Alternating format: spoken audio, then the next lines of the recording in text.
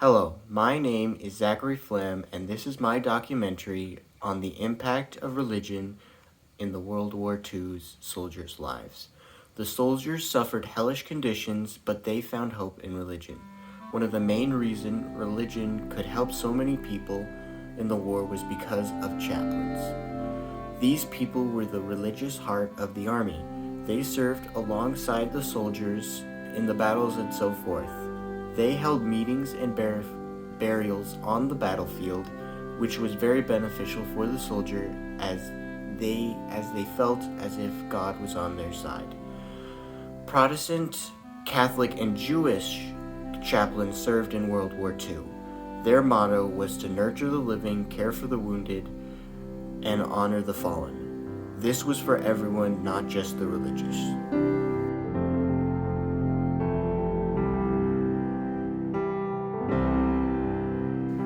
I have some examples of chaplains such as Eugene Louis Daniel Jr., who was an army chaplain that served in the war and was the first chaplain to become a POW from 1943 till 1945, and raised the spirits of the ones he was imprisoned with.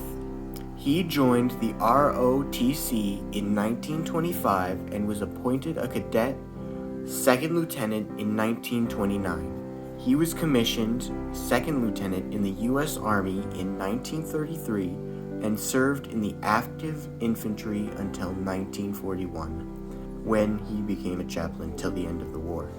He was awarded the Distinguished Service Cross while he was missing in action. He said that one time he had a spiritual moment with the other POWs. So I gave what must have been the shortest service of my ministerial capacity. What I did was reach into my pocket and take out a little copy of the New Testament Psalms, and I elected to read the 23rd Psalm. So when we came to the verse where it said, "Thou preparest a table before me in the presence of mine enemies," that had very special meaning for us, because when we had been captured, we were without food, water, for a number of days. And then, bit by bit, the Germans started to give us a little dribble of food. And when we got to the city of Tunis, the ladies of the French Red Cross, bless their hearts, came out to where we'd been kept and brought us many kettles of soup. So by that time we had been prisoners for 10 days to 2 weeks. Nobody had starved. The Lord had literally prepared a table for us in the presence of our enemies. Eugene Louis Daniels also said that keeping his spirits up was essential, that spirituality was essential. When asked, how did you keep your spirits up when you had all these soldiers coming in with bad news? You had to hear it all. Did that bring you down? Captain Daniels' answer was, that is one of the hardest questions that someone can ask me. The answer is that chaplains better be in touch with the Lord and have a channel whereby he can gain strength through his faith. If you didn't have that, you were out of luck. Let me say, did not always have it. Sometimes I was able to carry on and went ahead and preached whether I felt like it or not. Sometimes when my faith was strong, why I think I was able to do some help.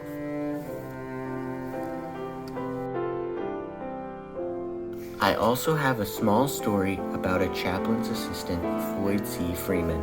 He was in the 370th Medical Battalion, serving as a chaplain's assistant. He shares his story. All the time I was in the Army, as I had done before, I went into the service. I was active in our church. I continued attending church services at the military chapel. It was a Sunday evening in early December that I went to Chapel 5 for the evening Vesper service. There was about 15 GIs up in the balcony with the chaplain. They were doing their best to sing without any organ accompaniment. It was not very good singing without any music. The chaplain kept asking if any one of us could play the organ. I had never attempted this instrument, but I had taken piano lessons. I could play almost any hymn by ear. I stepped forward and the chaplain turned on the big electrical Hammond organ. I was surprised at how good it sounded. Even after the evening, the chaplain asked my name and company and wrote it down. The next morning, I was called into the office as a chaplain wanted to talk to me. This was Chaplain Ronald E. Hubbard from the 370th Medical Battalion. I was transferred out of the infantry and was now a medic as the chaplain's assistant. The chaplain's main function was to administer the spiritual needs of casualties evacuated from the division and battalion personnel. His duties mostly required his presence at the clearing station, since this was the place through which all casualties had to pass. He was assisted in his duties by an enlisted man. I was subsequently transferred out of the infantry and was now a medic, being the chaplain's assistant. This was my daily job. When we were not out in the field attending church services, I was working making the sandwiches 24 hours a day. When I was giving them to the wounded men, I asked about my friends in Company 275th Infantry and was told that many had been killed or captured or were in bad shape with the trench afoot. Finally, I told the chaplain that the infantry replacements were needed, and since I was a qualified infantry soldier, I asked him whether he would release me from my job so I could go to the front. He took me down the stairs to a small room in the School of St. Avold, France, that we had converted into a hospital.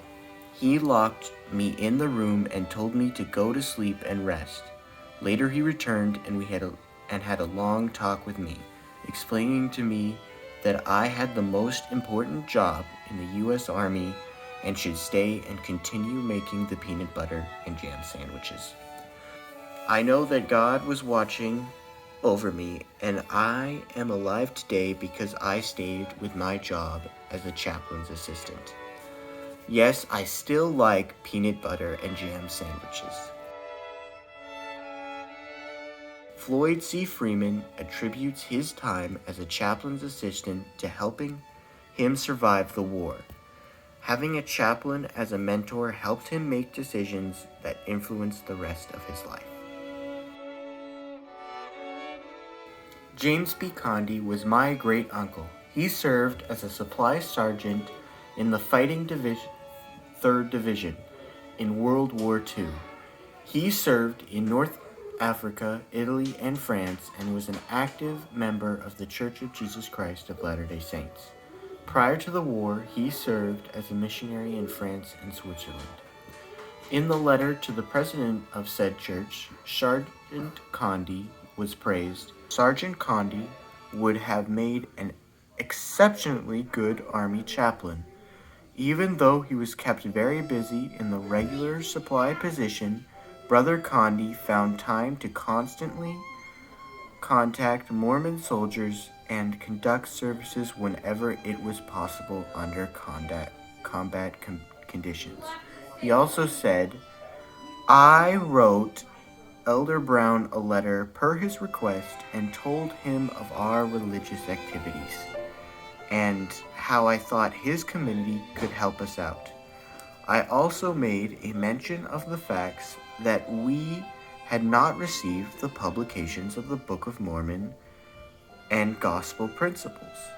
But I was pleasantly surprised upon the termination of the Sicilian campaign to find both of these books in the mail. I have had some time and have found reading of these books very worthwhile. I rather suspect that some of the other fellows have received their copies also, together for meetings as yet.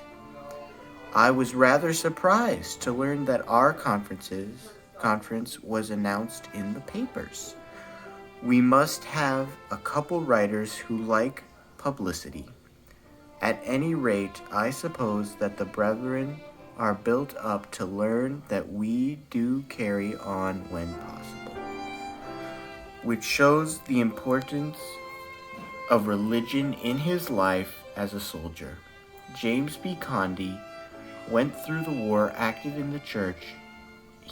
This gave him hope and people of his faith to rely on when he was at war. But most of all, it gave him purpose beyond just the war. In conclusion, I believe that religion was a valid part of an army soldier's life, and that it would have greatly helped him in finding peace on the battlefield and comfort in his soul, and that it is one of the reasons why the United States won the war.